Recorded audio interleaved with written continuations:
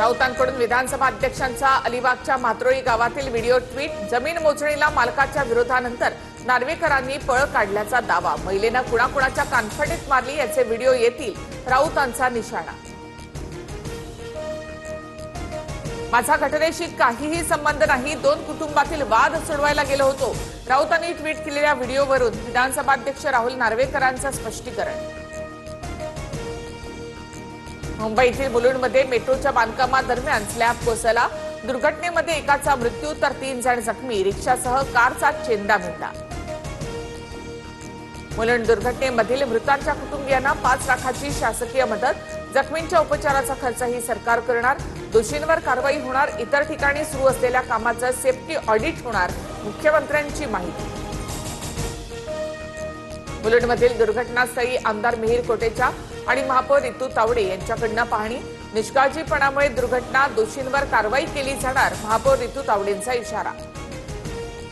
मुलुंडमधील दुर्घटना लज्जास्पद। भाजपच्या राजवटीमध्ये जीवाची काहीच किंमत नाही। सरकार या कंत्राटदाराला ब्लॅकलिस्ट करेल असं वाटत नाही, आदित्य ठाकरेंचा संताप। मालेगाव महापालिकेतील उपमहापौरांच्या दालनामध्ये टिपू सुलतानचा फोटो लावल्यामुळे वाद। हिंदुत्ववादी संघटना आक्रमक। तणावानंतर फोटो हटवला।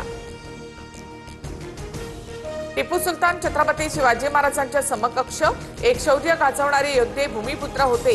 काँग्रेस प्रदेशाध्यक्ष हर्षवर्धन सपकाळ यांच्या विधानाने नवा वाद। टिपू सुलतान सारख्या नराधमाची तुलना शिवरायांसोबत करणं अतिशय निंदनीय। हर्षवर्धन सपकाळांनी माफी मागावी, काँग्रेसने प्रकरणाची दखल घ्यावी, फडणवीसांकडून सपकाळांच्या वक्तव्याचा समाचार। विलिनीकरणाच्या मुद्द्यावर आता आम्हाला काहीच भाष्य करायचं नाही। दोन्ही राष्ट्रवादीच्या विलिनीकरणावर शशिकांत शिंदेंचं नो कमेंट्स।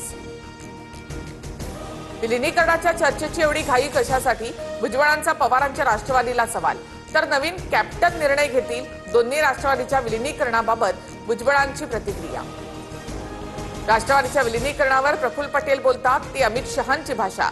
अजितदादा गेल्यानंतर पक्षाला 10 तोंड फुटली आहेत। संजय राऊतांचा पटेलांसह तटकरेंवर निशाणा।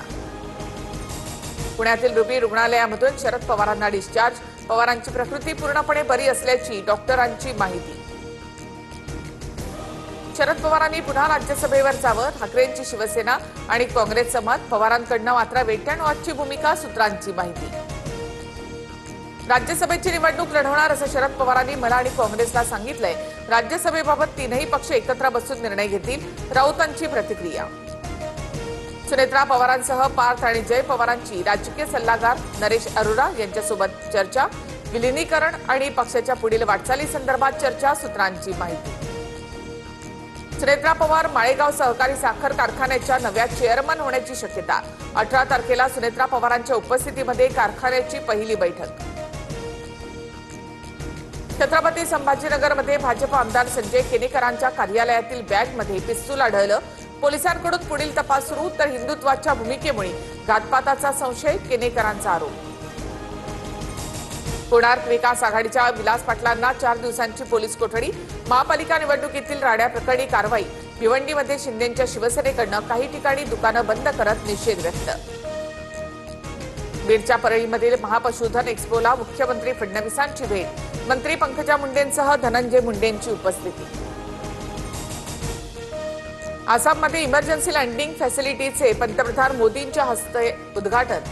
दिब्रुगडमधील राष्ट्रीय महामार्गावर मोदींच्या विमानासह राफेल सुखाई लढाऊ विमानांचं देखील लँडिंग।